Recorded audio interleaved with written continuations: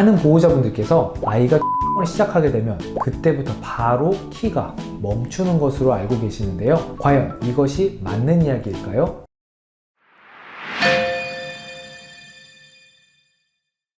안녕하세요. 소아내분비 전문의 노정기입니다. 진료실에서 여자아이를 둔 부모님들께서 저에게 자주 하시는 질문이 있는데요. 바로 땡땡 하면 성장이 멈추나요? 인데요. 여기서 땡땡이란 바로 초경입니다. 제가 소아내분비 분야를 공부하고 진료를 시작하기 전에는 부모님들께서 아이의 초경 시작 시기에 대해 이 정도로 궁금해하시고 또 걱정하시는지 잘 몰랐는데요. 제가 생각하기에 아이들의 초경 시작 시기에 대한 부모님들의 관심도가 높은 이유는 첫 번째는 초경하면 키가 멈추지 않을까에 대한 두려움이고, 두 번째는 친구들보다 빠른 시기에 초경하는 경우 고립감과 같은 아이가 느끼게 될 감정의 변화 여부에 대한 걱정이라고 생각합니다. 다들 아시다시피 초경이란 첫 번째로 시작하는 생리를 의미하는 것으로서 시간이 갈수록 대한민국의 평균 초경 시작 시기가 점차 빨라지고 있습니다. 우리나라의 경우 1900년도 초반에 태어나신 분들의 초경 나이가 평균적으로 만 16세 전후였으나 이후 점차 감소하여 가장 최근에 발표된 논문에 따르면 2010에서 2011년에 10살에서 18살 아이들을 대상으로 한 대한민국 대규모 국가 데이터를 조사해보니 평균 초경 나이는 만 12세 6개월 정도로 이전보다 어려진 것을 확인하였습니다.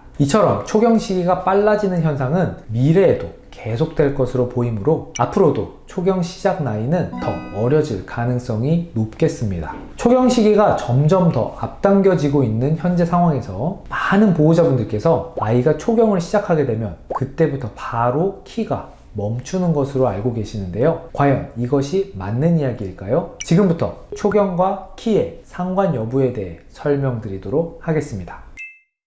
키가 크는 시기를 달리 말하면 성장판이 열려있는 시기가 되겠습니다. 이 성장판이 완전히 닫히는 시기는 대략 뼈 나이 기준으로 말씀드리면 여자의 경우 15세로 현재 평균적으로 만 12세에서 12세 6개월에 초경을 시작하므로 평균적으로 초경을 시작하는 나이로부터 대략 2에서 2년 6개월 뒤에 성장이 멈추게 됩니다. 이 말인즉슨 초경을 하고 난 이후에도 2년에서 2년 6개월 동안 더 클 수 있는 시간이 남아있다는 것이죠. 물론 남은 이 기간은 성장을 마무리하는 시기로 급성장 시기보다는 성장 속도가 저해가 되고, 이 시기 동안 개인 차이는 있겠지만 대략 4에서 6cm 더 자란다고 알려져 있습니다. 따라서 초경하면 그날부터 키 성장이 바로 멈춘다는 말은 잘못된 정보이고, 올바른 표현은 초경 이후에는 급성장 시기보다는 성장 속도가 둔화된다 라는 것이 되겠습니다.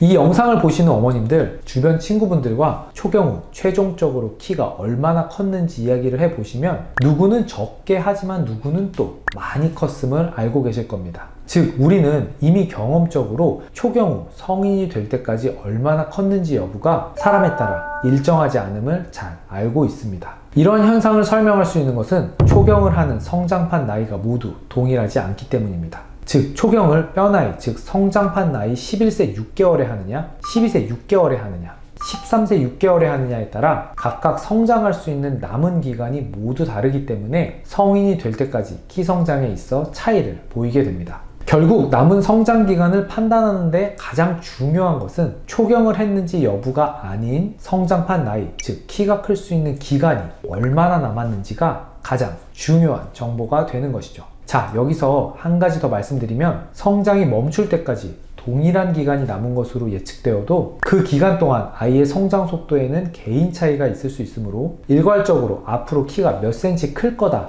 라고 이야기하는 건 잘못된 정보가 될 가능성이 매우 높겠습니다.